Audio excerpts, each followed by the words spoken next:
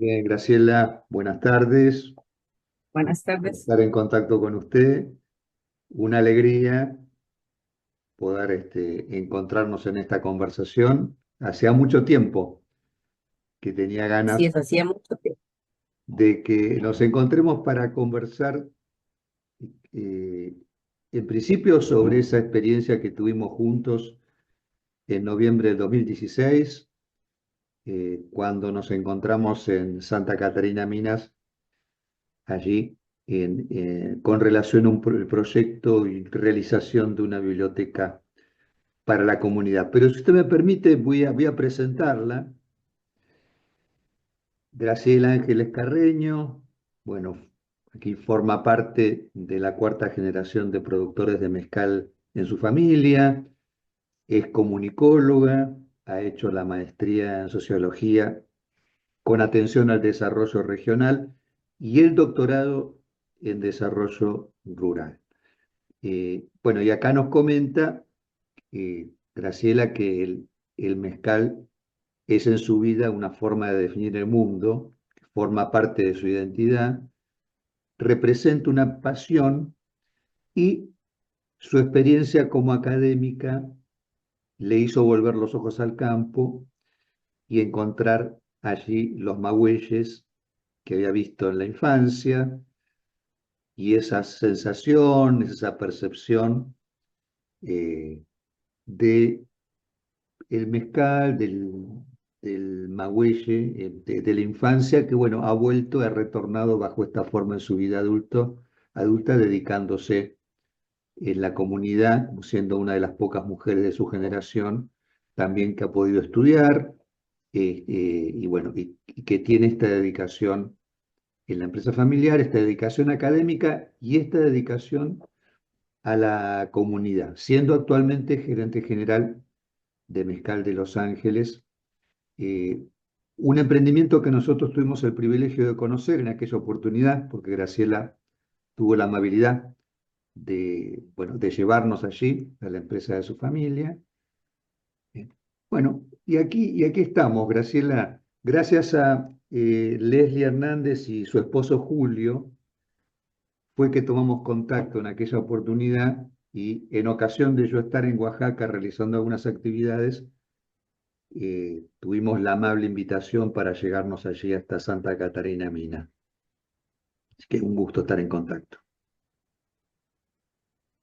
Un gusto, doctor, después de tantos años. Después de tantos años, pasaron 9 años. Es correcto. Y si le parece bien, podemos recordar eh, aquel proyecto de la biblioteca para la comunidad, cómo se inició y cómo se fue gestando la realización de ese emprendimiento tan interesante, destinado sobre todo, según recuerdo, usted nos comentó, en esa oportunidad, dedicado a la infancia y a la adolescencia de la zona. Sí. Bueno, el proyecto surge por, digamos, tiene una parte anecdótica. Antes de comenzar, quiero decir que la realidad, el día de hoy existe y está en operación la Biblioteca El Rosario, que hoy día más bien le agregamos una palabra que es Biblioteca Comunitaria El Rosario, que se encuentra en el municipio de Santa Catarina, Minas, dentro del barrio del mismo nombre, ¿no? El barrio del Rosario. Este proyecto surge tras una charla que tuve en 2012 con Jacobo Márquez Herrera, un amigo que tuve el gusto de conocer a través del mezcal y quien en aquellos años tenía una pequeña tienda en Ciudad de México que se llamó Sabrá Dios, ¿no? Él explicaba que era la respuesta que le daba a las personas cuando le preguntaban que qué pasaría en el futuro del mezcal, ¿no? Y Sabrá Dios es una expresión muy mexicana cuando no tienes idea de lo que va a pasar en el futuro, pero como que siempre se lo encomiendas o lo dejas en manos de alguien más que, que pueda tener quizás más poder para que las cosas salgan bien, ¿no? Eh, Justo a partir de ese encuentro con Jacobo en 2012, eh, un año después, bueno, platicamos sobre qué era lo que nosotros creíamos debería ocurrir en el mezcal y sobre todo nos planteábamos la pregunta de cómo el mezcal debería incidir en las comunidades productoras. Para ese tiempo yo estaba pues recién terminando el doctorado en desarrollo rural y le compartía una idea que tuve cuando yo iba como en cuarto año de primaria tal vez, que junto con unas compañeras de grado teníamos el interés por crear una biblioteca en nuestra escuela. Nosotros somos de una comunidad muy pequeña, actualmente somos 2,000 habitantes, en aquellos años tal vez éramos 1,000 o 1,500, no sé bien, y ninguna de nosotras había estado en una biblioteca, pero un día se nos ocurrió que queríamos una biblioteca en nuestra escuela porque no había, ¿no? Bueno, ni en nuestras casas había, pero nosotros queríamos una en la escuela. Hicimos muchas cosas pues muy acorde a nuestra edad, ¿no? Que decíamos que queríamos ser cantantes, que íbamos a ser famosas, que con el dinero que ganáramos íbamos a construir una biblioteca y así. Intentamos escribir una canción, ninguna de nosotras fue cantante, ninguna de nosotras fue famosa, pero la biblioteca sí se logró construir muchos años después con el apoyo de Jacobo, quien tuvo como este interés. Jacobo, debo decir que falleció hace ya 2 años, va a cumplir 3 años que falleció. Jacobo era Mm, solo un año mayor que yo mm, y desafortunadamente partió muy joven, pero dejó muchas cosas buenas, ¿no? Y una de ellas fue por un lado, dejar testimonio de que es posible pensar que la humanidad, que hay una parte de la humanidad que sigue siendo buena, ¿no? Digo, vivir en ciertos países de Latinoamérica nos hace repensar sobre la naturaleza humana, ¿no?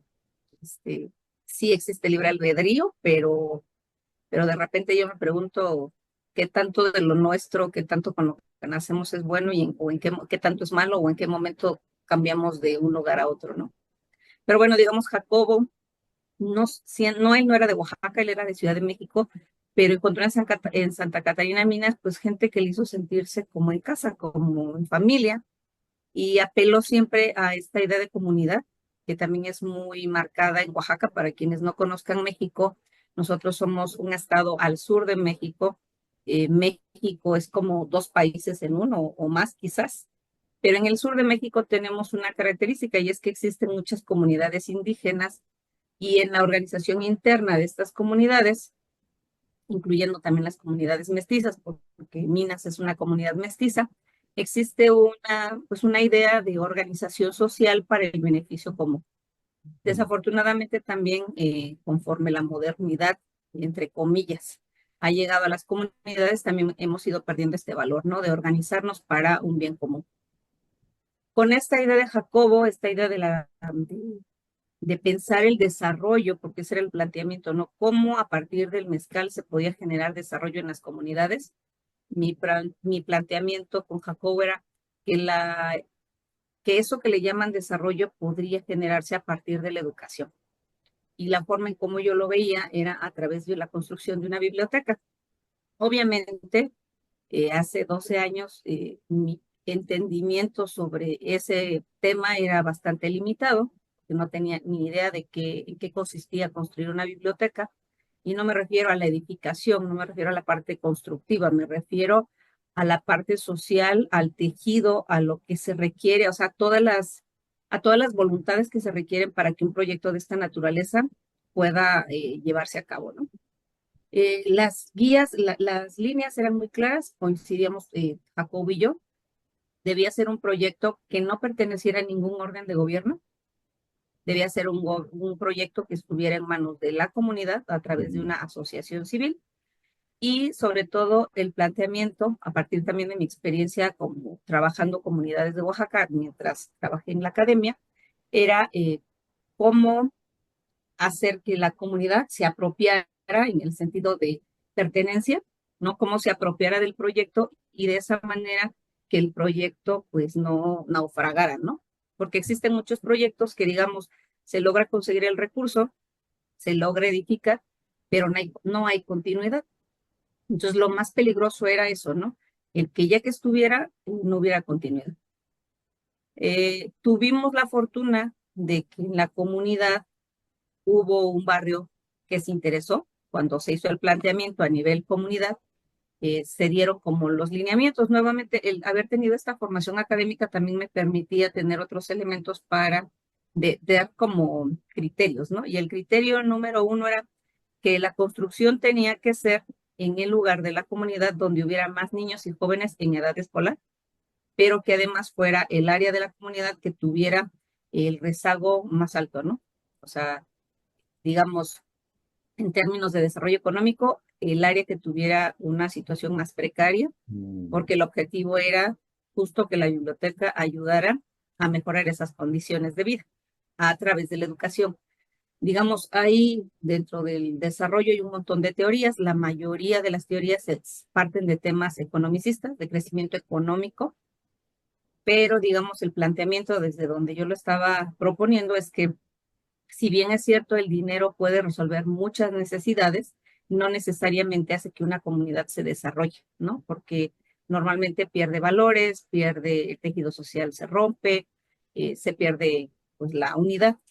Entonces aquí el objetivo más bien era que los jóvenes y los niños accedieran a herramientas educativas que mejoraran su entendimiento del mundo, pero también que los llevaran a interesarse en seguir estudiando. ¿No? Digamos, una problemática en mi comunidad es que muy pocas personas logramos llegar a la universidad por mm, distintas circunstancias. En el pasado, pues por el acceso a, no había medios de comunicación, claro. vías de comunicación eran muy escasas, eh, pero el factor principal, y sigue siéndolo al día de hoy, es el costo, ¿no? Estudiar, llegar al nivel superior nos resulta muy caro.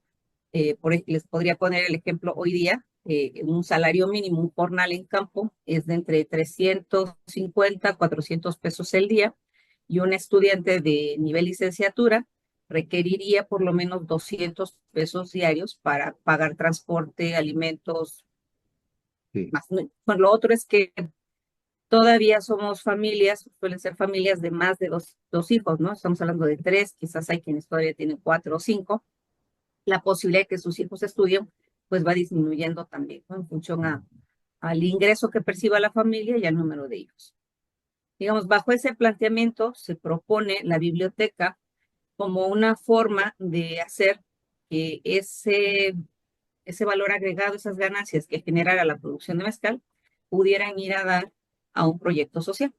Mm, La biblioteca se inicia en 2013, una vez que una persona, bueno, se elige el barrio, hay un barrio que dice, nosotros nos interesa organizarnos, nosotros sí queremos cooperar, sí queremos participar, se crea un comité, ese comité se conforma en una asociación civil, hay un terreno que se dona, el terreno se escritura en nombre de la asociación civil, y a partir de ahí se inician las gestiones para conseguir financiamiento, mm, ¿no? A lo largo de esa primera etapa, Jacobo, eh, que tenía contacto pues con otros mundos, consiguió un apoyo por parte de Converse, la marca de tenis.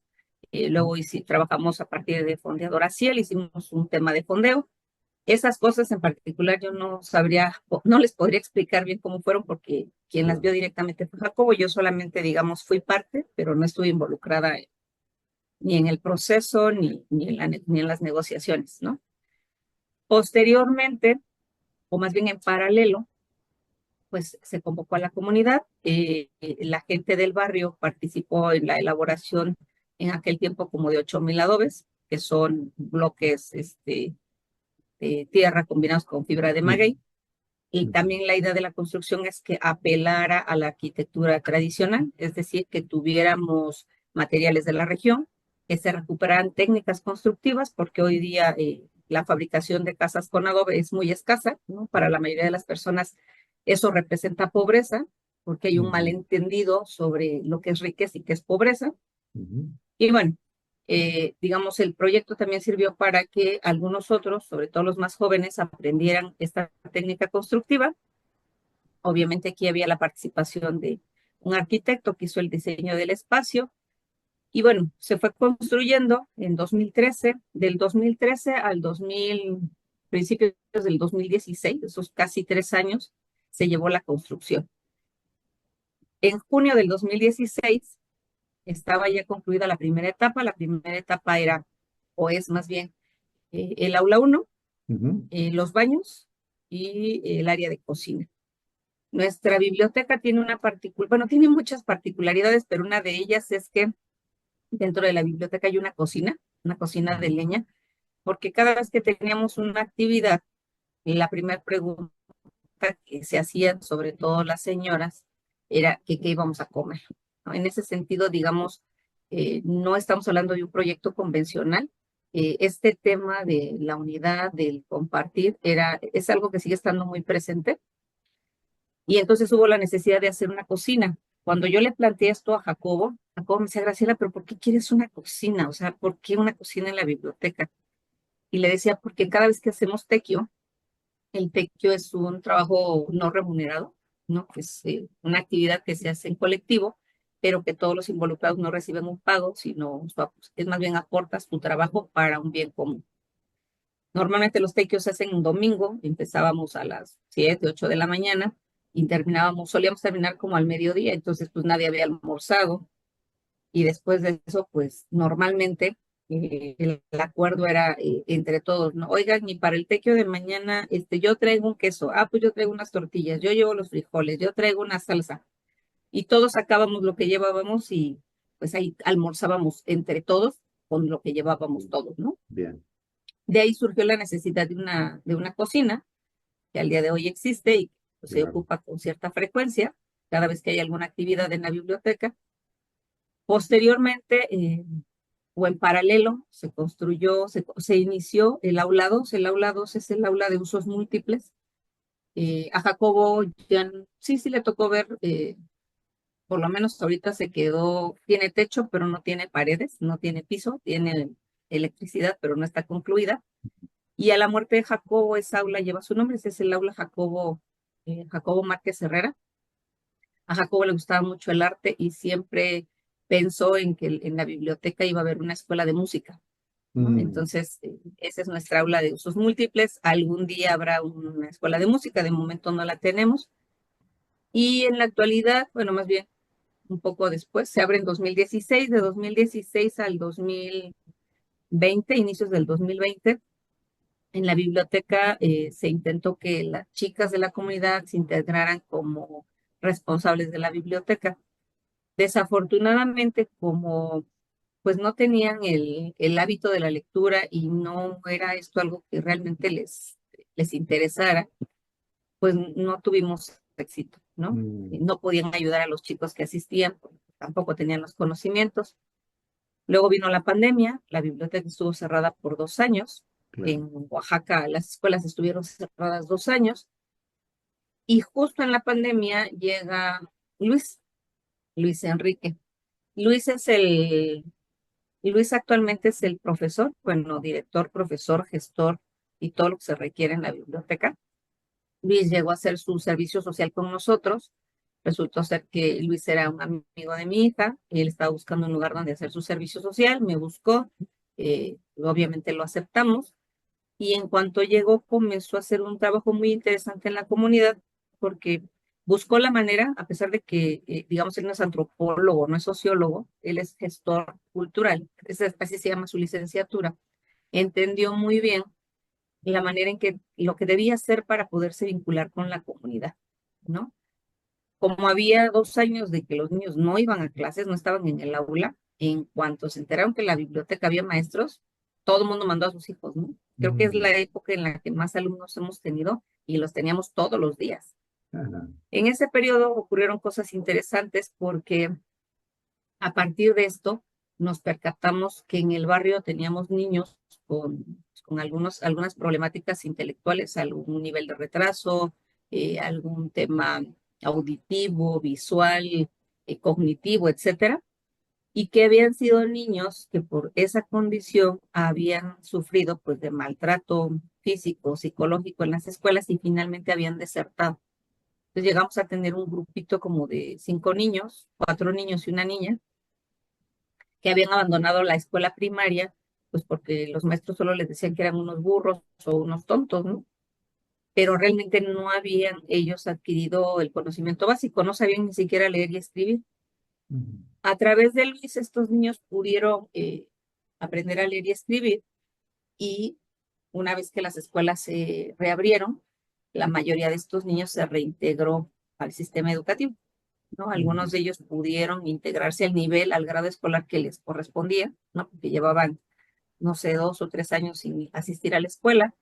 Alguno de ellos logró tener, por ejemplo, también apoyo por parte de otra persona, de una empresa que conocimos y a través de la cual se pudo conseguir su aparato auditivo, porque Mm, no escucha bien y eso obviamente le afecta a todo lo demás.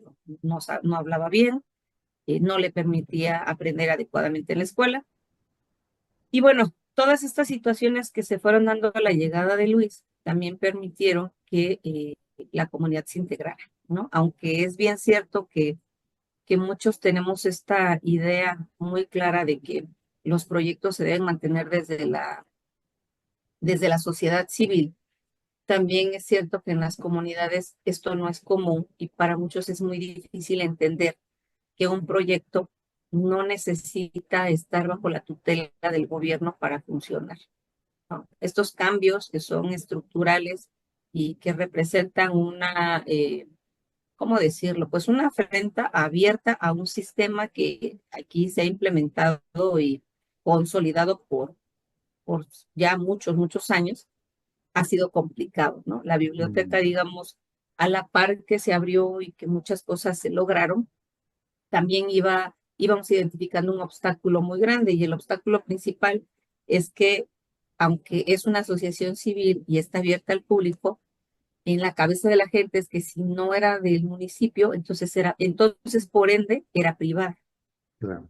Era una cosa muy rara, muy Sí. extraña, que ha costado mucho trabajo que algunos habitantes se quiten esa idea de la cabeza y se atrevan a conocer el espacio y hacer uso de él, ¿no? Pero bueno, el espacio ha seguido su dinámica. Hoy día, después de la pandemia, viene Luis termina sus prácticas y cuando está a punto de terminar, pues yo estaba preocupada porque uno, pues ya teníamos usuarios recurrentes, por fin funcionaba como debía ser. Y decía, bueno, ¿y ahora qué le voy a hacer? Si se va Luis, ¿qué hacemos? Otra vez vamos a empezar de cero. Entonces lo que hice fue plantearle a Luis la posibilidad de que él se quedara, pero ya, digamos, en calidad de empleado de la biblioteca, ¿no? Mm, sí. La verdad es que creo que algo que ha servido mucho es que la cercanía que Luis ha tenido con la gente del barrio ha servido pues para que se sienta, digamos, por un lado, apapachado, querido, y también que entienda su importancia en este proceso. Mm, Luis llegó aquí recién egresado de la universidad, sin ninguna experiencia laboral, pero también se ha permitido guiar, digamos, en este caso por mí, que yo no soy bibliotecaria, nunca en mi vida había estado frente a un proyecto de esta naturaleza, pero que de manera intuitiva, pues iba yo como dándole el derrotero, ¿no? Y también, eh, pues a veces fungiendo casi como su psicóloga, ¿no? Porque escuchas demasiadas cosas de los niños, de las familias, del contexto, que es complejo, muy complejo, sí. y justo es lo que le da mayor valía al proyecto de la biblioteca, ¿no? Es decir, la biblioteca no es un espacio, la biblioteca comunitaria se diferencia de una biblioteca convencional por el simple hecho que en la biblioteca convencional el usuario va, pide el libro, usa el libro y se retira, pero no hay interacción entre el bibliotecario o el encargado con el usuario. En cambio, en una biblioteca comunitaria, la interacción entre el usuario y el responsable, bibliotecario, director, como le queramos llamar, es muy cercana, se vuelven Mm, casi familia, ¿no? sí. Entonces, Luis en este caso sabe cuáles son los problemas de cada niño en casa, sabe si come bien, si no come bien, cuáles son sus sueños, cuáles son sus metas, si tiene un problema educativo, de aprendizaje. Todo eso lo sabe porque hoy día ya es parte de la comunidad. Y pienso, porque se lo he escuchado decir varias veces, que algo que lo motiva a seguir es que ve el cambio de los niños, ¿no? De esos niños que recibió que eran muy agrestes, pues que solían ser agresivos, violentos, porque viven en contextos de violencia al final del día, ¿no? Eh, Hoy día son niños que pueden decir, esto no está bien, o esto que ocurrió no es correcto, o yo puedo ser de otra manera, o mi futuro puede ser distinto a este. Y creo que de los retos más grandes que nos ha planteado en los últimos años la biblioteca, justo es la parte social. Digamos, si hay está claro que la parte educativa es fundamental, ¿no? Que los niños tengan acceso a libros de ciencia, de arte, de literatura, lo que sea, de temas escolares, pero también es cierto que los niños en la biblioteca adquieren otras herramientas, ¿no? Inclusive para relaciones interpersonales, porque conviven con otros niños, con personas que vienen de otros lugares, de otras culturas, con otras formas de pensar. Y la biblioteca también nos ha planteado o nos ha replanteado cuál es el papel que nosotros tenemos dentro de la comunidad, ¿no? En ese sentido, por ejemplo, y con esto quiero hacer un paréntesis para que usted hable, porque ya me solté como mucho rato. Excelente. Eh, Ocurrieron dos momentos en la biblioteca que han sido fundamentales. Hace 2 años tuvimos el papá de dos niños que son usuarios de la biblioteca, un chico muy joven, se suicidó. Y meses después, una chica de la comunidad que se casó en otro lugar, pero muy cerca, vivía muy cercana a la comunidad, fue asesinada. Y entonces estas dos situaciones nos llevaron en una plática con Luis a preguntarnos qué haríamos como biblioteca para hablar de estos temas con nuestros usuarios. Es decir, nuestros usuarios, nadie de los adultos había tenido la sensibilidad, la delicadeza para explicarles qué era lo que había pasado, por qué había pasado, y sobre todo que les dijeran que eso no era normal, eso no era algo que debería ocurrir, y tratar pues de que en el futuro no tengamos otra situación similar a esta, ¿no? Sí. Eso nos ha llevado a invitar a gente, por ejemplo, invitamos a alguien, a una conocida que viniera a dar unos talleres sobre tanatología.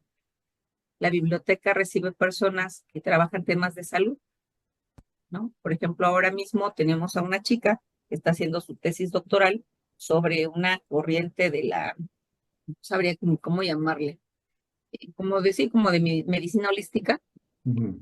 y ella está haciendo su estudio a partir, como la hipótesis es como a partir de la emoción surge la enfermedad, ¿no? Y luego, ¿cómo puedes curar esto, ¿no?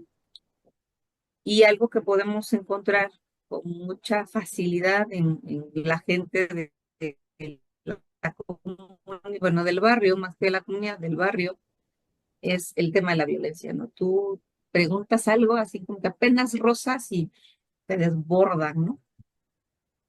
Y creo que ese es un tema que hoy día es muy importante para una comunidad como esta, que es muy pequeña, muy cercana a la ciudad, pero con una problemática muy compleja y que en el caso de la biblioteca la percibimos, la palpamos de manera muy, muy común y que asumimos que como biblioteca, como un espacio comunitario, también tenemos la obligación de tomar acciones, sobre todo para con nuestros usuarios.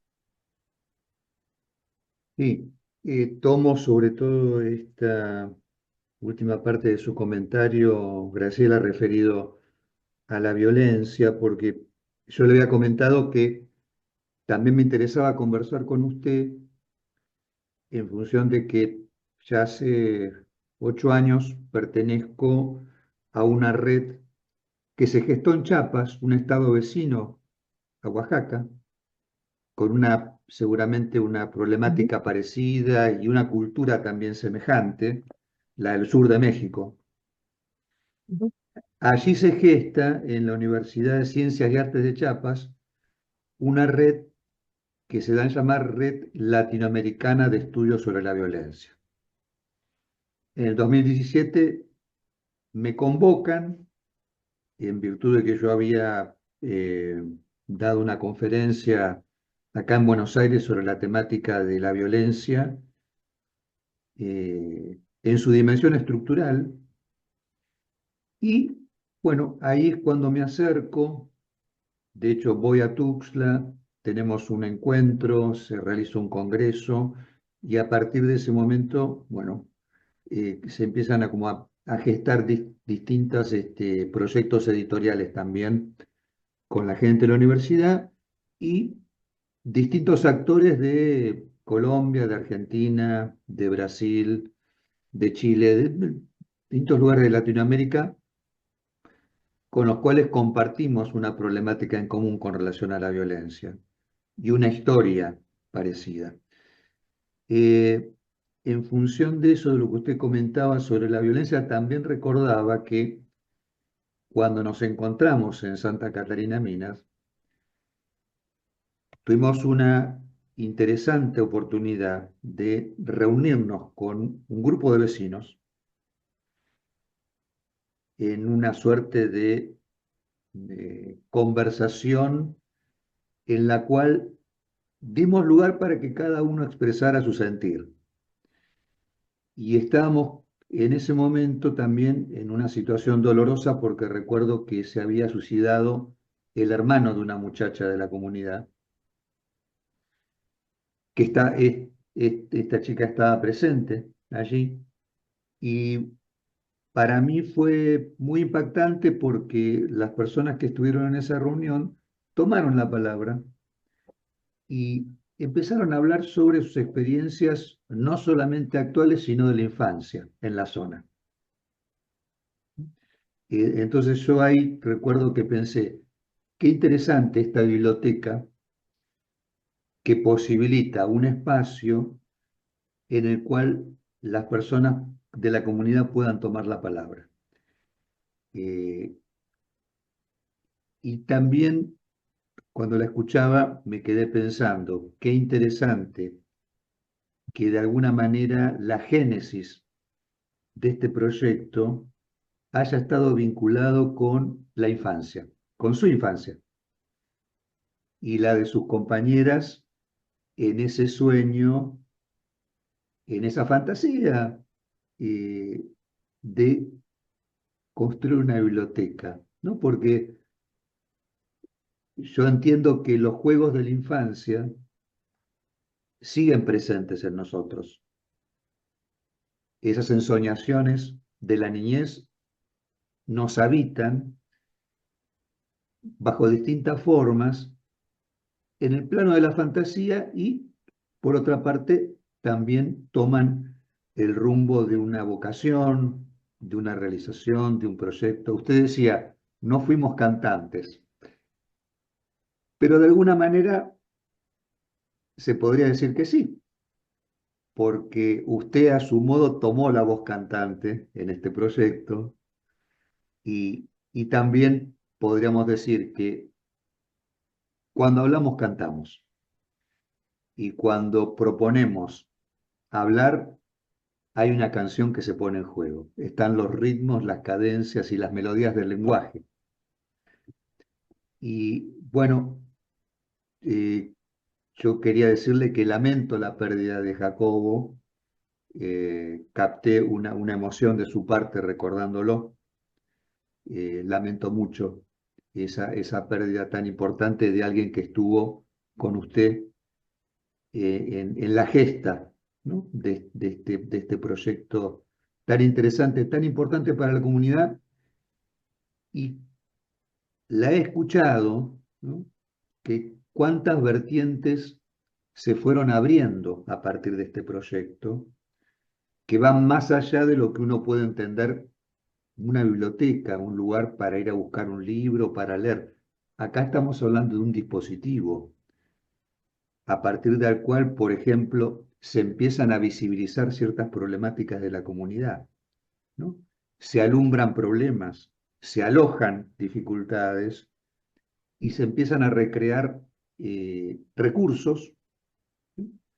Para justamente darle un curso a esos problemas que se presentan, que van más allá, como usted decía, de la educación y que comprometen lo social, ¿no? En función de eso, quería preguntarle, Graciela, justamente a propósito algo que usted ha señalado al pasar y que me parece que abre toda una temática muy interesante, y es eh, la dificultad que ha tenido quizás la comunidad para ubicar este dispositivo como algo que no está vinculado a la política, al gobierno, que no está vinculado a lo privado, aunque haya tenido en su origen alguna vinculación con la ayuda, con los recursos que recibieron, sino que pertenece a la comunidad y eso implica un apropiarse de eso, ¿no? Una apropiación. Que le quería preguntar sobre todo si justamente del lado de la política, del lado de las distintas gestiones de gobierno, ¿se les ha presentado a ustedes alguna oposición, alguna dificultad, alguna intromisión, algo que los complicara en ese sentido? Pues la respuesta es sí, ha sido permanente y ha sido metódico, ¿no? Mm, Entonces, sabemos que cada trienio, porque directamente el contacto aquí es con gobierno municipal, claro. no tenemos contacto con un nivel de gobierno mayor, ¿no? Estatal, federal, no, pero digamos sí hay como un recelo, por un lado, de quienes llegan a ocupar el cargo, de por qué no es municipal, ¿no? Mm, ¿Por qué se construyó en el lugar más alejado? ¿Por qué no se puso en el centro? Eh, digamos, no sabría decir si esto tiene que ver propiamente con la cultura política mexicana, si esto es más como de Latinoamérica, pero digamos como el no doblegarse, el que un proyecto pueda ser autónomo, creo que causa mucho conflicto, ¿no? Es decir, el que no tengas que pedirle algo a alguien causa conflicto, porque entonces significa que no eres sujeto de ser domesticado o no eres sujeto de recibir órdenes o de que te impongan cosas. Y justo la razón de que la biblioteca se haya creado bajo este enfoque de una asociación civil tenía que ver con eso, ¿no? La educación, como muchos sabemos, siempre ha sido una forma de controlar los pensamientos, ¿no? La educación es el arma más potente que podemos tener en la humanidad y por eso resulta tan peligrosa, ¿no? Entonces, la ignorancia es una de las herramientas, sobre todo en términos de política, más empleado. En la medida en que un ciudadano sea educado, en esa medida será un ciudadano pues que va a exigir más, un ciudadano que va a pensar más su voto, un ciudadano que va a exigir derechos, pero también que va a cumplir con sus obligaciones, ¿no? Entonces, digamos, aunque el objetivo de la biblioteca no es en miras a construir un ciudadano político, sí tiene como objetivo construir ciudadanos, personas adultas responsables, ¿no? Educadas, con posibilidades de ver más allá de lo obvio o de sí, lo cercano. sí, Entonces, la respuesta es sí a la pregunta, sí. sí, fíjese porque sin ustedes proponérselo seguramente en lo que ha sido el plan o el programa de esta biblioteca, la biblioteca de algún modo se instituye como un proyecto político. La educación lo es, Claro. y aquí Y se es- trata de claro, libros. porque todo lo que usted ha comentado, tan interesante, ¿no? Desde la construcción misma de la biblioteca que ya pone en juego la educación, porque fíjese que usted dice, tuvimos que de algún modo pensar y reflexionar sobre esos métodos tradicionales, artesanales, que vienen del linaje, del folclore de la zona, ¿no? Bueno, de cómo se hace el adobe, cuáles son las técnicas. Ya la construcción misma implicó introducir a la comunidad en un proceso de aprendizaje o en todo caso, bueno, de volver a recuperar aquello que les pertenece. que son las raíces, ¿no? Ya Sí, la construcción misma. Y luego, lo que usted ha comentado tan interesante de cómo a partir de que este espacio se crea, alumbra, ¿no? Las voces, y en esas voces uno escucha, entre otras, las del sufrimiento, ¿no? Las del dolor, las de las limitaciones, las de distintas formas de abuso, a veces familiar, comunitario, eh, y allí, bueno, la puesta en juego, como usted decía, de bueno, no acallar esas voces, sino por el contrario, darles lugar y ponernos a pensar todos juntos eh, de qué manera, bueno, podemos contribuir para colaborar con el resguardo, sobre todo de la infancia y de la adolescencia, ¿no? Y de la gente joven. Y entonces, en ese sentido pensaba, en tanto la biblioteca se instituye como un lugar que se orienta hacia el bien común, representa un proyecto político, sin ninguna duda.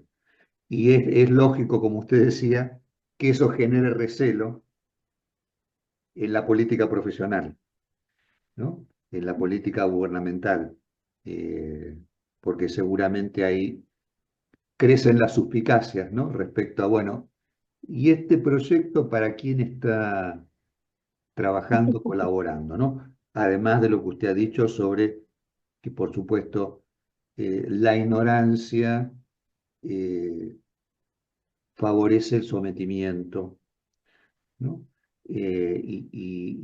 Bueno, eso que es una problemática de Latinoamérica, Graciela, ¿eh? Sin ninguna duda, esa forma de hacer política, el cual, bueno, los ciudadanos quedan cautivos, ¿no? Bueno, de algunas formas ¿cómo decir? De dones, ¿no? Y de ofertas y de contribuciones que piden algo a cambio, ¿no? Y eso, y eso, y eso que es y eso implica de alguna manera, bueno, eh, limitaciones para la población. sí, de hecho sí, o sea, justo lo que menciona, eh, es algo que en los últimos años creo que es mucho más palpable y visible. Desafortunadamente, creo que después de tantos años de haber vivido bajo un mismo modelo educativo, político, económico, como que se ha perdido la capacidad de crítica, ¿no? O de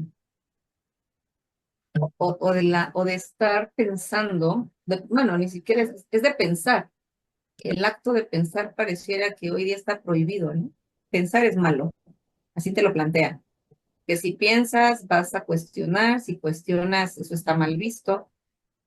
Y bueno, por el otro lado también creo que la biblioteca, desde mi perspectiva ya más personal, se convierte como en otra forma de manifestar mi forma de ver el mundo. Es decir, como mujer, una de las cosas que he aprendido es que la autonomía no puede ser posible si no existe una autonomía económica, ¿no? Y luego de ahí se derivan un montón de otras autonomías, ¿no? La autonomía para pensar y para hacer. Y justo por esa razón, el tema de que la biblioteca no dependiera de un gobierno, porque normalmente esos proyectos son o de 3 años o de 6 años, que es lo que duran los gobiernos, ¿no? Y por el otro lado, tristemente, la educación, por lo menos en los últimos, o sea, estoy hablando nada más de mi vida, digamos, de lo que me ha tocado ver en México, pienso que por lo menos en los últimos 4 sexenios, la educación es lo que menos importa, ¿no? Más bien lo que se ha fomentado es la ignorancia. Y digamos, es una apuesta que la biblioteca permita a niños que viven en la zona más marginada de un pueblo que ya de por sí es marginado, pensar en que pueden aspirar a otros mundos, ¿no? Lo increíble para mí en esta experiencia es que me permite conocer a otras personas. De repente creo que la realidad nos eh, resulta avasalladora y hay momentos en los que pensamos en que ya no hay salida, ¿no? Que sí, que es el fin del mundo porque la maldad ganó y cada vez es más difícil encontrar gente buena. Sin embargo, la biblioteca me ha permitido ver que sigue existiendo gente buena, que es posible que uno los conozca o que podamos conectarnos e ir formando una red. Y también me ha permitido ver que siempre existe gente dispuesta a ayudar y que proyectos como este le hacen mucho sentido a mucha gente en diferentes partes del mundo, ¿no? Dentro de esto último que ha ocurrido, por ejemplo, tuvimos la gran fortuna, eh, es que, por un lado, tenemos el hecho de que haber conocido el año pasado a una mexicana, que pues es una filántropa que normalmente trabaja o apoya proyectos fuera de México, pero que gracias a que una conocida nos puso en contacto, conoció el espacio de la biblioteca y activó como algunos sensores, ¿no? Entonces, gracias a ella, gracias a Guadalupe, la biblioteca el año pasado recibió un donativo de unas tablets, ¿no? Equipos electrónicos, que hoy día es lo que los estudiantes, tenemos un pequeño grupo de estudiantes de bachillerato que estudian en línea, que es su herramienta de trabajo, ¿no? A su vez, ella se convirtió como en nuestra patrocinadora del Internet, porque el servicio que teníamos era muy malo, pero gracias a Guadalupe pues, conseguimos una antena que nos permite tener un Internet de muy buena calidad y mayor potencia, y ella nos hace favor de pagar mensualmente ese servicio, ¿no? A partir de ella, de Guadalupe, conocimos a otra persona que se llama Claudio, que es un fotógrafo, y Claudio tuvo a bien tomar fotografías y diseñar la página web de la biblioteca, que además es un espacio muy bonito, el lugar físicamente es muy bonito, y con las fotos de Claudio, pues bueno, es mucho más bonito todavía. Y así como llega Claudio y llega Guadalupe, también llega un cocinero a partir del tema del mezcal con su familia y el año pasado hacen una visita a Minas para conocer el tema del mezcal y terminamos en la biblioteca. Conocen la biblioteca, se les comenta el proyecto y cuáles son las necesidades actuales que tenemos, que es algo muy, muy específico. Desde hace 3 años que Luis va a cumplir 4 años trabajando ya en la biblioteca, o 4 años de haber llegado a la biblioteca. Por lo menos 3 años trabajando ya formalmente, ya tiene. Pero desde ese tiempo, Luis literalmente vive en la biblioteca porque no contamos con un espacio propio para él. Entonces, hace 2 años surgió la necesidad, obvia, de construir la casa del maestro o de los maestros, ¿no? Porque la idea es que sean más. Y este año, hace un par de semanas, gracias a un amigo, conocí a Maru, que es una arquitecta que nos visitó y que ahora está trabajando en el diseño de la casa de los maestros, ¿no? Que la meta que tenemos en este mes de mayo es un evento en el restaurante de este chef que nos visitó y es recaudar fondos para construir la casa del maestro.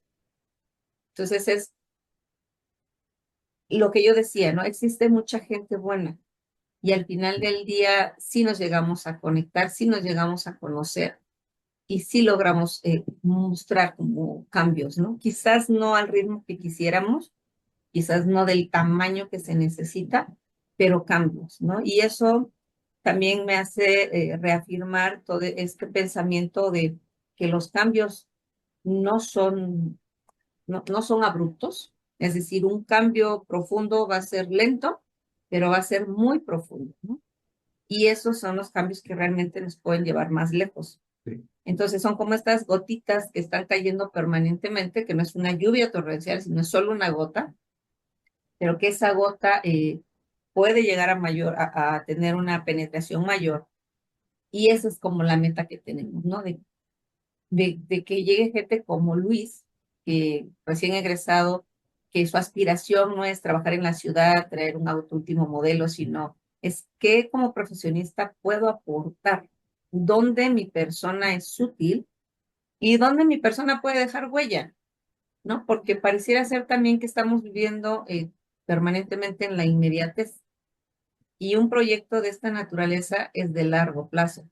Entonces, digamos, por un lado es cómo le enseñamos a las nuevas generaciones, cómo les regresamos esta idea del trabajar para el bien común, cómo les mostramos lo que las generaciones pasadas tuvieron que hacer para lograr los cambios que hoy tenemos y de los que tenemos beneficios, porque pareciera ser que además vivimos en la generación espontánea, ¿no? O sea, nacieron y ya estaban todos los derechos, ya estaba toda la tecnología, ya estaba todo, pero somos incapaces de reconocer todo lo que ocurrió en el pasado para llegar aquí, pero además lo más importante, pareciera ser que no leyeron que esto también puede cambiar y podemos tener un retroceso. Entonces es necesario eh, ejecutar ciertas acciones, realizar ciertas acciones para seguir manteniendo todo esto que hemos logrado, ¿no? Pero que no apareció de la nada, sino es parte de un proceso. Y creo que estas cosas que son ya de mayor sensibilidad es pues a lo que tenemos que apelar más, ¿no? A mí, por ejemplo, de las cosas que más me motivan o me han motivado en la biblioteca es encontrar a alguien de mi comunidad que se interesa por estudiar, ¿no? Que no importa si tiene 25 o 30 años, que tiene el interés de terminar el bachillerato, que tiene la disposición, ¿por qué? Porque quiere cumplir una meta, porque quiere ponerle el ejemplo a su hijo, porque quiere. O sea, esa es una de las cosas que de repente pareciera más difícil de encontrar. No hay observo también que aunque estamos en una comunidad rural, hay una crisis muy profunda, tanto de identidad, ¿no? Se esperaría que la gente del campo tuviera claro quién es y qué quiere y a dónde va, pero pareciera ser que no, que la tecnología también ha permeado lo suficiente para homogeneizar el pensamiento, no solo la forma de vestir, sino sobre todo el pensamiento, ¿no? El ideal de mundo.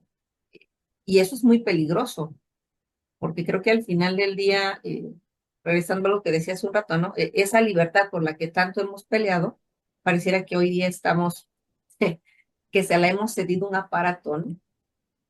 Y eso es altamente peligroso. Sí, sí, sí. Estaba pensando mientras la escuchaba que eh, aquello que tracciona hacia el lazo social implica una pacificación, ¿no? El encuentro con el otro, el reconocimiento y la consideración de los otros, y el dar lugar a la palabra, ¿no? Y la palabra justamente como algo que le pone un límite a la violencia, ¿no? Porque yo creo que allí donde la palabra capitula, allí donde la palabra renuncia o dimite, aparece el dominio de la violencia. Entonces, cuando la escuchaba pensaba que sin duda la biblioteca también eh, está permitiendo estos encuentros que usted decía eh, con otros, con gente que está dispuesta a colaborar, a encontrarse, a aportar lo mejor en pos del otro, sin que prime tampoco digamos, es decir, un retorno de eso, y que también como usted decía, se entienda que estos proyectos requieren de un sostenimiento a largo plazo, ¿no? Eh, Me hizo pensar en algo sobre lo cual estuve reflexionando años atrás, porque sabe que estuve en contacto en Colombia y trabajando con ellos, con investigadores que han estado ocupándose del tema del conflicto armado en Colombia. Ok. Eh, y ahí, conversando con estas personas, cuya investigación, fíjese, tendía a reivindicar que aún en esta historia de violencia siempre hubo emprendimientos que tendían a la paz. Siempre aparecieron iniciativas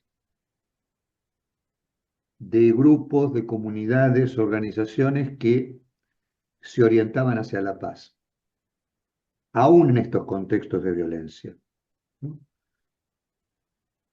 Y ahí yo pensé, claro, pero la paz, algo que nosotros entendemos como, desde el sentido común, uno podría decir, la paz implica tranquilidad, implica quietud, implica, bueno, un cierto sosiego.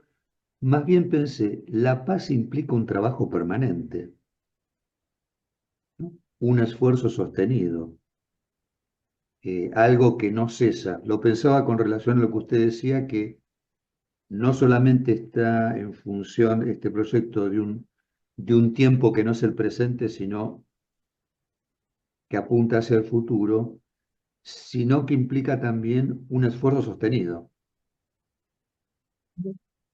¿no? Y la inversión de tiempo, de recursos, de afecto, ¿no?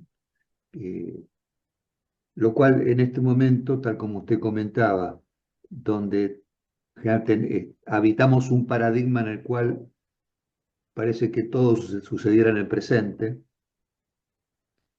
y hubiera una búsqueda de satisfacción inmediata, bueno, es también una propuesta, ¿no? De alguna manera, que contraría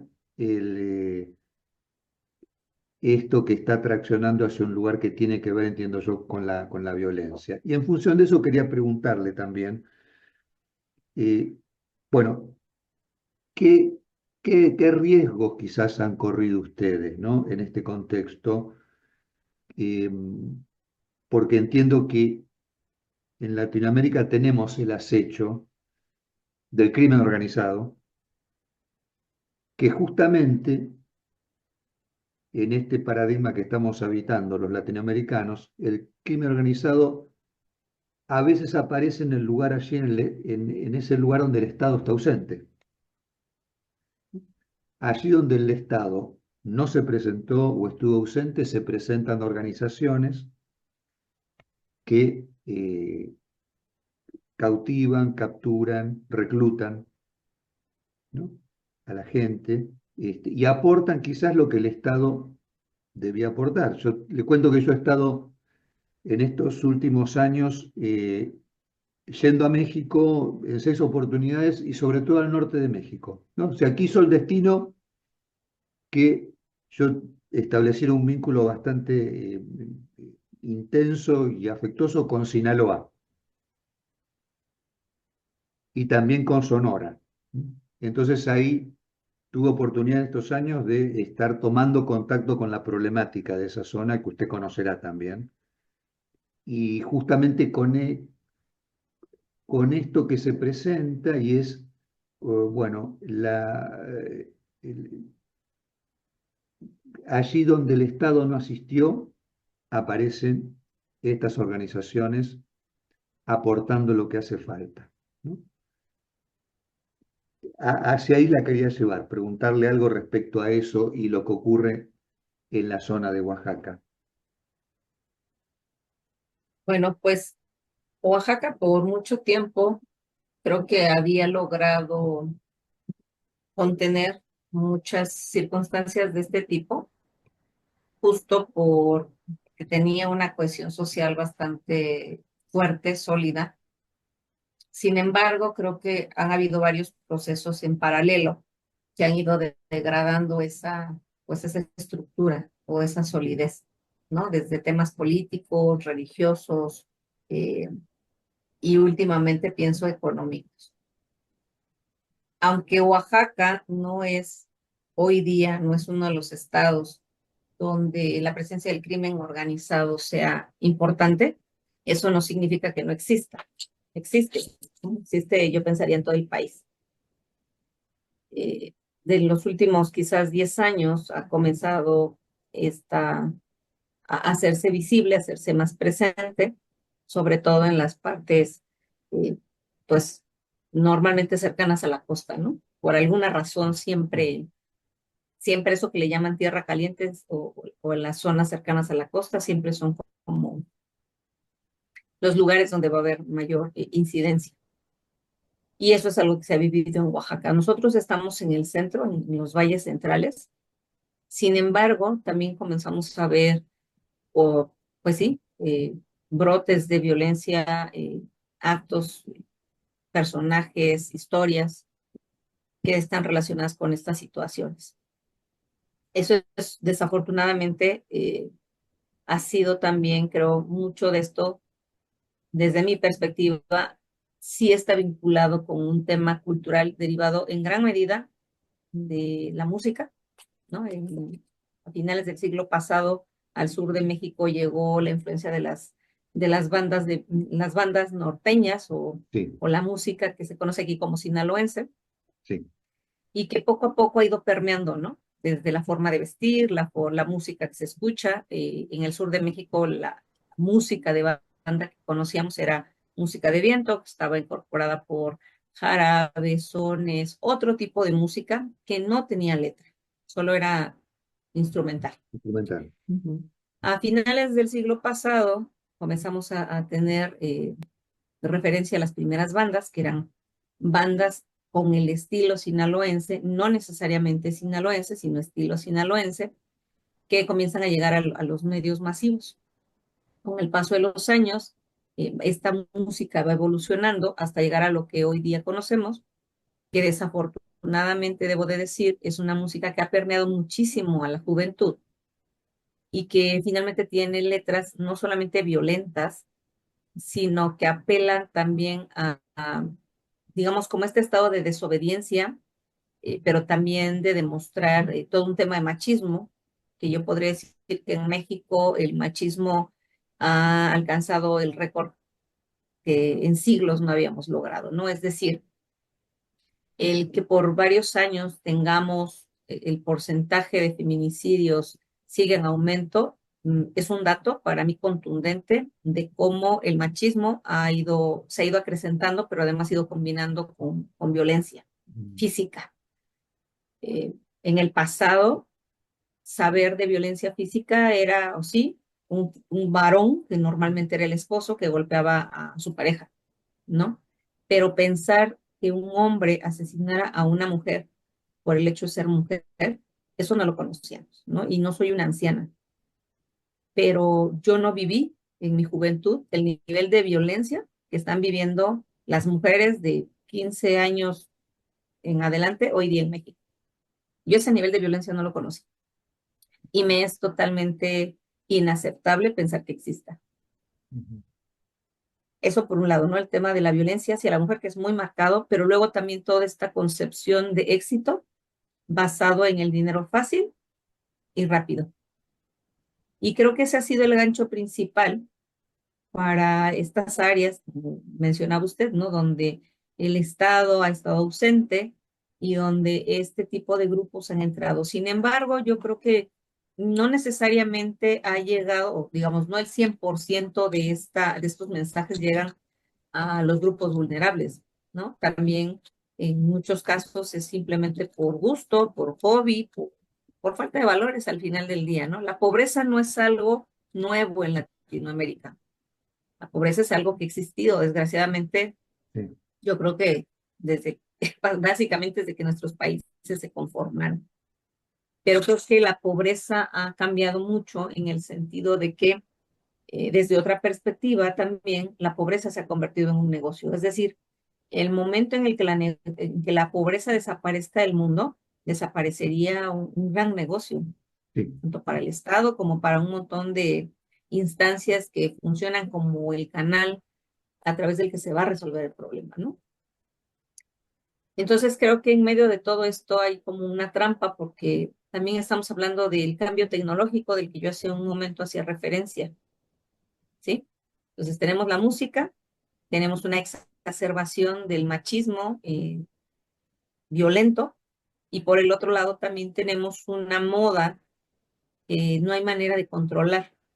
Para mí, como mexicana, me parece impensable que exista un concierto donde se permita que se interpreten piezas musicales, bueno, si eso se le puede llamar música, donde se incite a la violencia y donde abiertamente se hable sobre lastimar físicamente a otra persona, ¿no?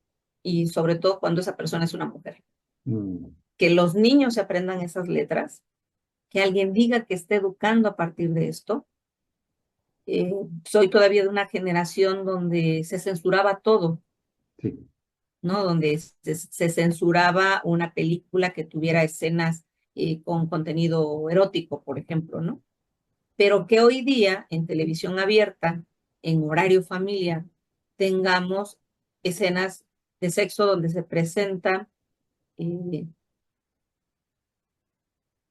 el mundo como, digamos, un niño que observa ese tipo de contenido, piensa que esto es lo correcto, es lo que está recibiendo, es lo que está viendo, ¿sí? Y que eso está en televisión abierta, en Sí. horarios familiares, que hoy creo que ni siquiera existen ya esas clasificaciones, pero digamos es a qué se exponen, a qué tipo de materiales se exponen. Ahora, todo lo que existe en redes sociales, porque algo que es un hecho y que lo vimos durante la pandemia muy claro en la biblioteca, es que nuestros jóvenes no tenían acceso a una computadora, no saben usar una computadora, pero todos nuestros jóvenes tienen acceso a un teléfono y todos tienen acceso a Internet. Y todos tienen una cuenta de Facebook y muchos tienen una cuenta de Instagram y todos los chiquitos ven TikTok. Y la cantidad de información que llega es torrencial.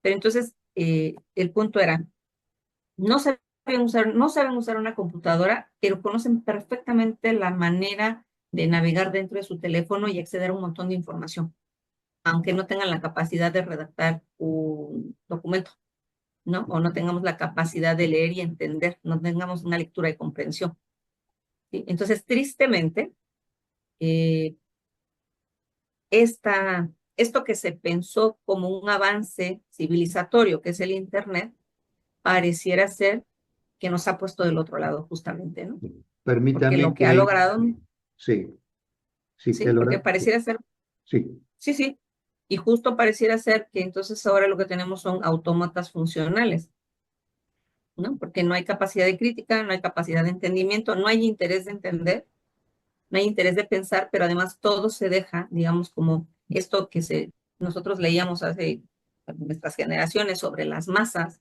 y sobre cómo las masas eran manipuladas, ahora ni siquiera se menciona, nadie habla de las masas y nadie habla de la manipulación, es como si lo hubieran eliminado del diccionario, ¿no? Es más sutil, es más letal, pero también ha sido más efectiva.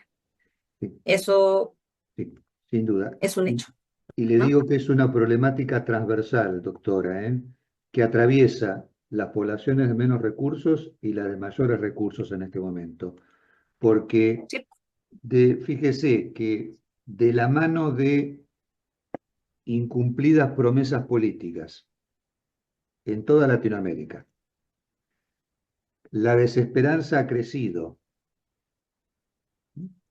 y parece propagarse una sensación colectiva de descreimiento respecto de los regímenes políticos, lo cual no ha dejado de generar en las personas un sentimiento de impotencia y de inutilidad respecto de sí mismas. De alguna manera, fíjese que las personas están viviendo la experiencia permanente de que hay fuerzas más grandes que ellas mismas que tienen más poder y que en todo caso cada uno de nosotros no somos más que el engranaje de un sistema que nos supera, ¿no? Pero, tal como usted ha comentado, arribamos a un momento de la historia como el actual, en el cual hay una ecuación entre la libertad individual, la posibilidad de alcanzar las propias ambiciones y el tener en cuenta el interés colectivo que se ha complejizado al extremo.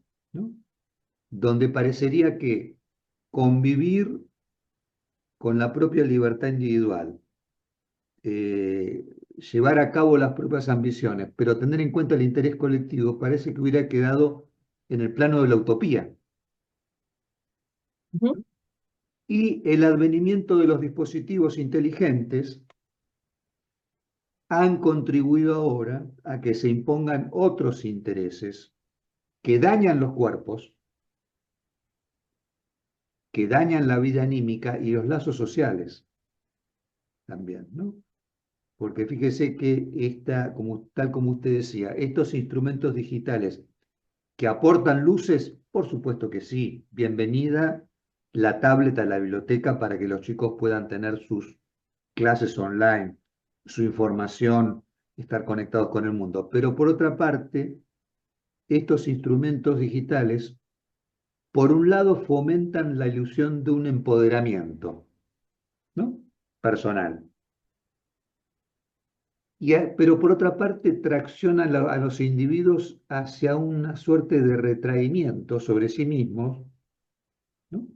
Entonces estamos en una época en la cual, de manera imparable, ¿no? Tenemos a la distancia de un clic servicios, productos que se ponen a disposición de las personas, información, eh, plataformas que le permiten a la gente expresarse o exponerse a la mirada de los otros. eh, por un lado, uno diría como una suerte de hiperexhibicionismo, ¿no?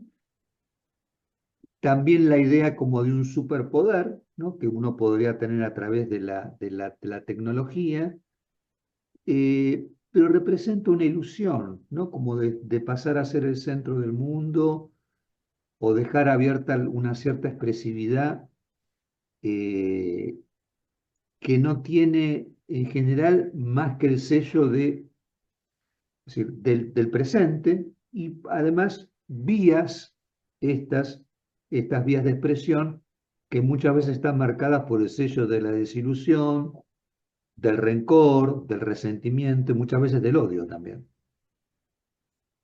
Y yo creo que también es muy preocupante. Yo, una parte de mi transmisión la ocupo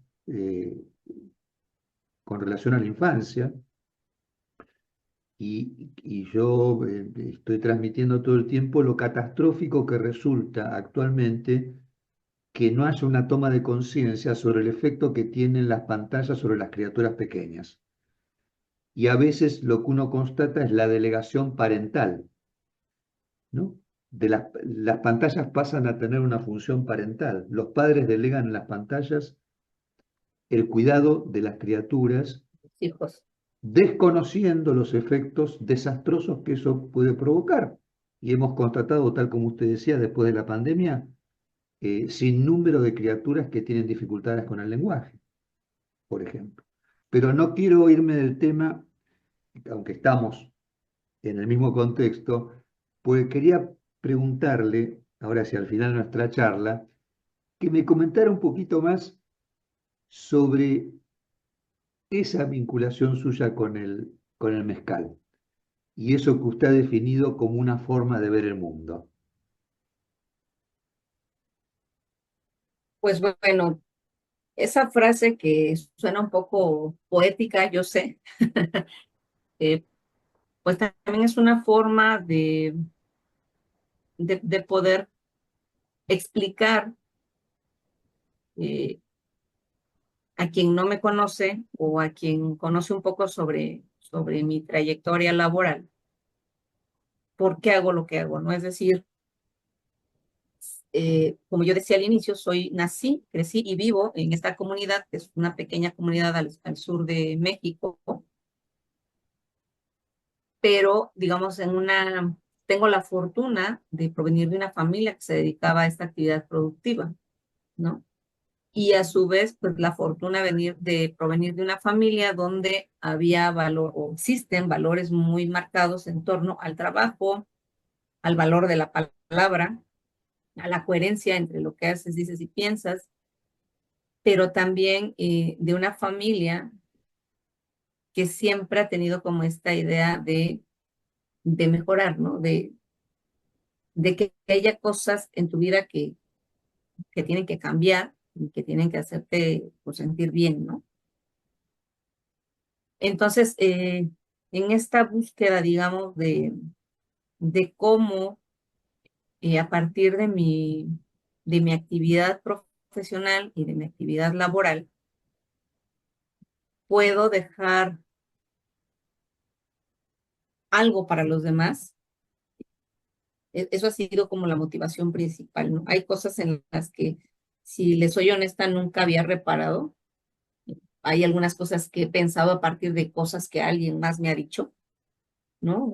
Me acuerdo que hace un año, creo, o quizás más, quizás dos, una conocida me decía, ¿por qué siempre tienes que estar haciendo cosas? ¿O por qué crees que tú tienes que hacer esas cosas, ¿no? Y la verdad es que nunca me las había cuestionado. O sea, para mí era muy común en el pasado que si alguien me decía, oye, pues es que estaría bien, no sé, sembrar un árbol. Yo decía, ah, sí, claro, mañana lo siembro.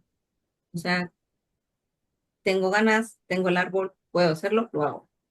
No había un cuestionamiento más allá, ¿no? Y luego también hubo un momento en el que decía, bueno, sí es cierto, porque todo el tiempo estoy haciendo cosas que no me permiten, como a otras personas, porque yo no puedo decir, bueno, hoy no quiero hacer nada, ¿no? O ya no quiero hacer nada, ya hice algo, ya con eso es suficiente. Había como si me hubiera puesto a correr y después ya nada más venía por inercia, ¿no?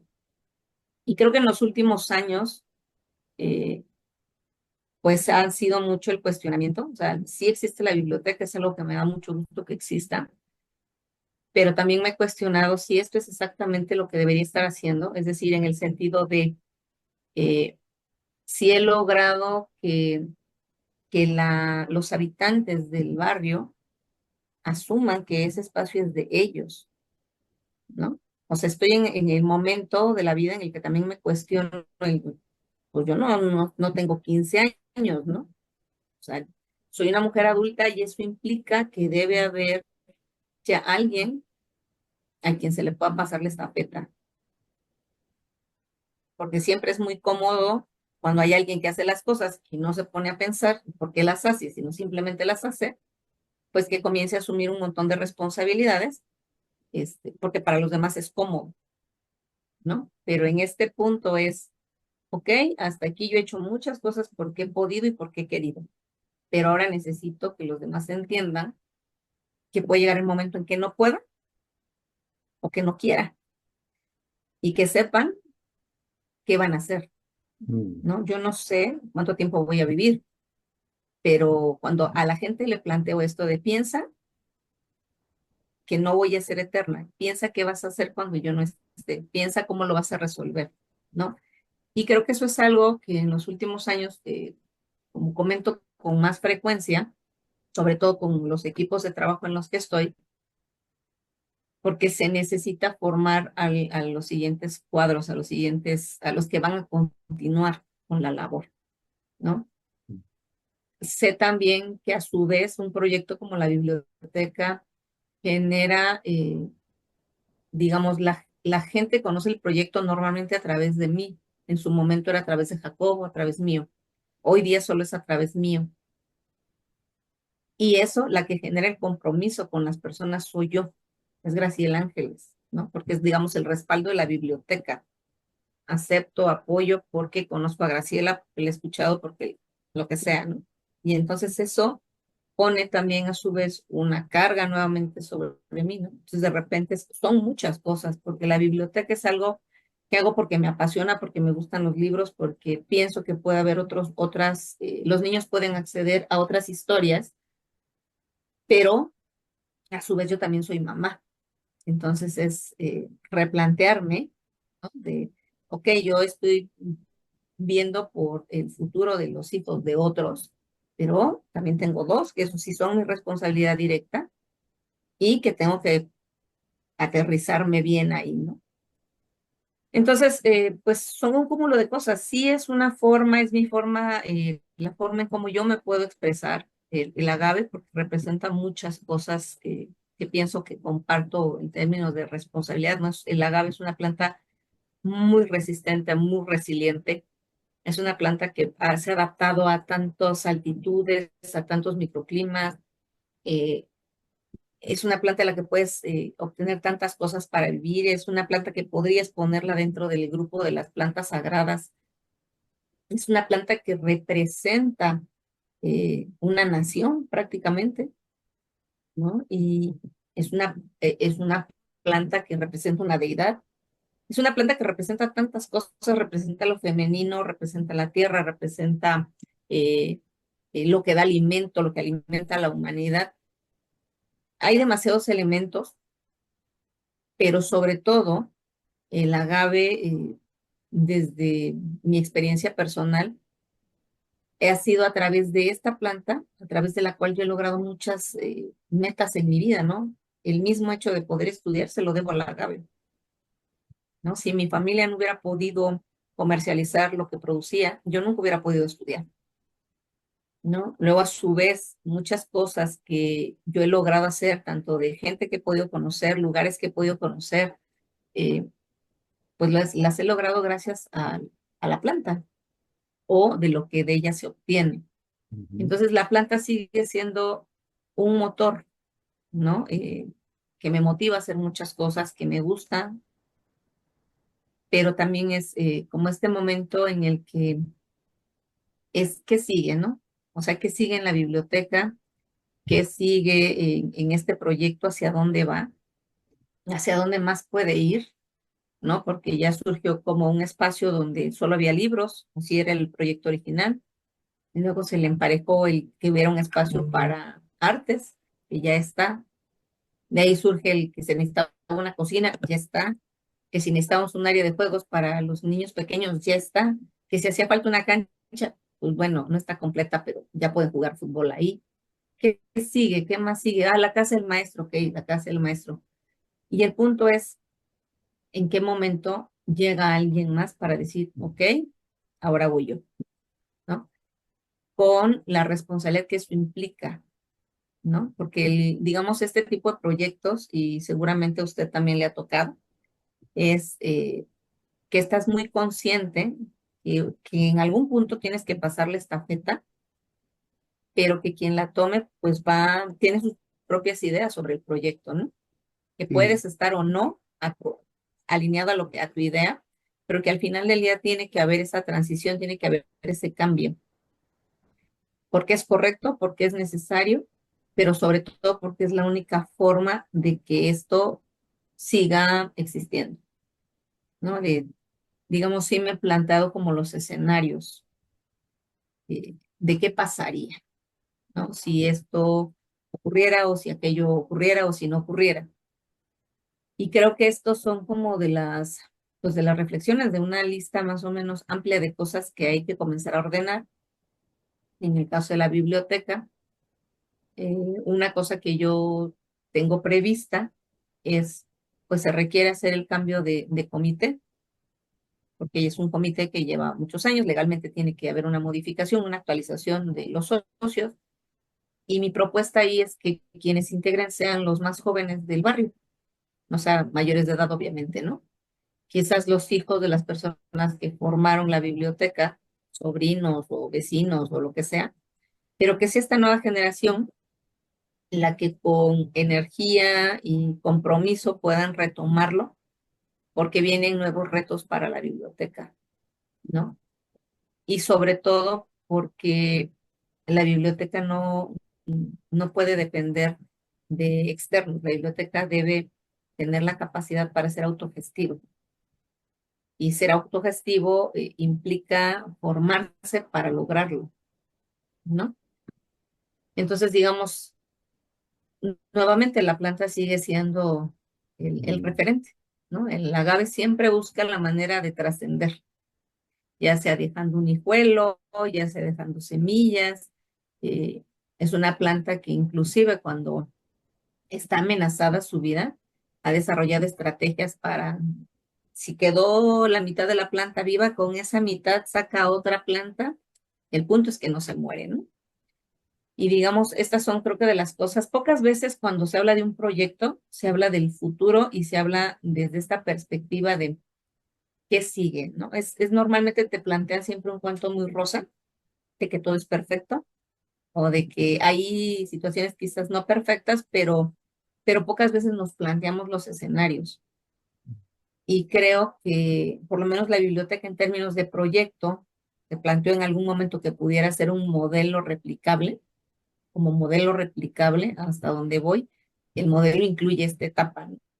Donde tienes que replantearte cómo se tiene que reestructurar, cómo se tiene que eh, hacer autogestiva y también aprovechar, porque digamos del 2016, del 2013 que se inicia el proyecto al 2025, que estamos hablando de ya 12 años, en 12 años ha creado una red, ¿no? Entonces, para quienes lleguen esto ya va a estar más fácil porque no es un espacio desconocido, ¿no? La biblioteca forma parte de la red de unidades de información de Oaxaca, la red tiene relación con otras instituciones, universidades, académicos, tal, gente, artistas, gente de la iniciativa privada. Ya existe una red de apoyo, ¿no? Es más fácil, digamos, ahora que cuando iniciamos, pero también requiere energía, mucha energía, pero sobre todo un gran compromiso, ¿no? Porque no es, la biblioteca, digamos, en esencia, no es un área o un elemento decorativo, no es un espacio para que alguien te ponga una estrellita o te haga un monumento, es un espacio para trascender en el tiempo, ¿no? Y bueno, no sé si al final de no sé cuántos años la gente recuerde o tenga memoria de cómo se fundó, pero lo importante va a ser que siga existiendo y que el objetivo de su creación se mantenga, que el objetivo siga siendo que niños y jóvenes y también adultos, porque también la gente adulta toma cursos o talleres en el espacio, pueda acceder a mejores condiciones de vida. Sí. Estaba pensando en una frase del gran poeta alemán Goethe que decía, lo que has heredado, de eso deberás apropiarte para que sea realmente tuyo.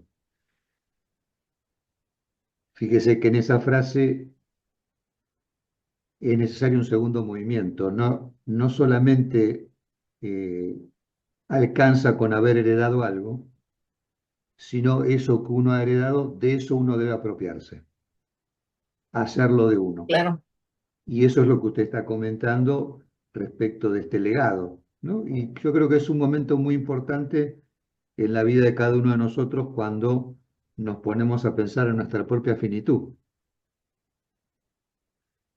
y en aquello que queremos que trascienda.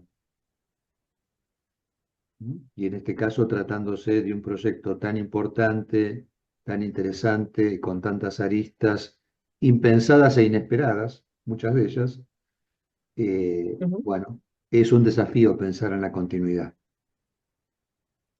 porque sí, justamente claro, porque quien tome la posta, como usted decía, eh, no atravesó la experiencia que atravesaron los pioneros, que han sido ustedes. La toma de esa posta la tomará desde otro lugar.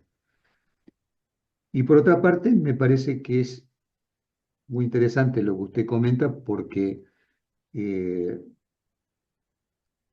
creo escuchar en lo que usted ha dicho que se impone un momento de reflexión sobre aquello que ha constituido la biblioteca, lo que se ha instituido, lo que se ha inscrito eh, y aquello que, bueno, ha pasado a formar parte de una realización y que, bueno, quizás hay algo que debe escribirse, ¿no? Respecto de eso. No lo digo solamente en el sentido material de la escritura, sino que cuando uno vuelve hacia algo que hizo, ese movimiento de lectura implica una escritura, ¿no? Implica reconocer algo como que se ha inscrito. Y entonces, bueno, No sé si ustedes han hecho un proyecto editorial respecto de la biblioteca, pero esto que usted me ha comentado quizás amerita escribir una historia, ¿no? Y dejarla documentada. No, no hay, no, no hay, existe. Ujú. Digo, quizás es el libro que falta en la biblioteca. El que hable, el Me que hable, temo que sí, el que hable sobre la biblioteca. sí, sobre su fundación. Y yo creo que sí, o sea, tiene razón en el sentido de que necesitamos eh, que quede en papel el Sí, origen y el objetivo, ¿no? Para que si en el futuro a alguien se le olvidara, tenga dónde ir a leer, ¿no? Como, ¿qué hacemos aquí? sí, sí. Sobre todo, bueno, porque lamentablemente Jacobo ya no está, Ujú. pero está usted y están otros que han acompañado la biblioteca desde el principio. Entonces, es importante que ese testimonio vivo se plasme quizás en una escritura, ¿no? Discúlpeme el atrevimiento de estar sugiriendo esto. No, no, no, no, no, no, tiene usted razón. O sea, digo, como le decía, hago tantas cosas, digo, y no es un tema de presunción, sino más bien es una reflexión, ¿no? De, hago tantas cosas que la verdad es que pierdo la noción del tiempo, ¿no? Y del espacio. Entonces, cuando aterrizo es cuando digo, ay, no, pues sí, ya pasaron varios años, ¿verdad? Y hay varias cosas que hay que hacer aquí, allá y del otro lado. Entonces, pues sí, sí son cosas necesarias y también porque creo que pensando en justo en el que Jacobo ya no está con nosotros físicamente, pues que debemos ponerlo de manera tal que no se olvide que existió. Digo, hay un edificio que tiene su nombre, pero hay muchas calles con nombre que no sabemos quiénes fueron los que dieron nombre a la calle, ¿no? Entonces, en ese sentido, totalmente de acuerdo. Sí, sería honrar la memoria de él y honrar la labor de ustedes también, ¿no? Bueno, Graciela, le Así agradezco es. muchísimo este tiempo que me ha brindado. Ha sido muy interesante escuchar. Para mí ha sido un gusto, además, volver a evocar ese paso por Oaxaca, ese encuentro nuestro, el encuentro con la biblioteca, con usted, con los vecinos, las vecinas, y esa población con la que me encontré tan amable y tan dispuesta a tomar la palabra también. Así que muchas gracias.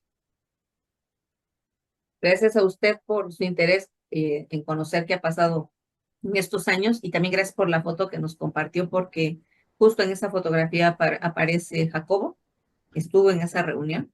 Ah, Y también en esa fotografía aparecen muchos niños, bueno, que en ese tiempo eran unos niños y que ahora pues ya son unos jóvenes, ¿no? Que son bueno, nuestros usuarios permanentes. excelente. Bueno, con la autorización suya, si me lo permite, después de este videíto que vamos a dar a conocer, puedo poner esa foto, si usted me lo permite. Por favor, si es tan amable. Bueno, cómo no, con todo gusto.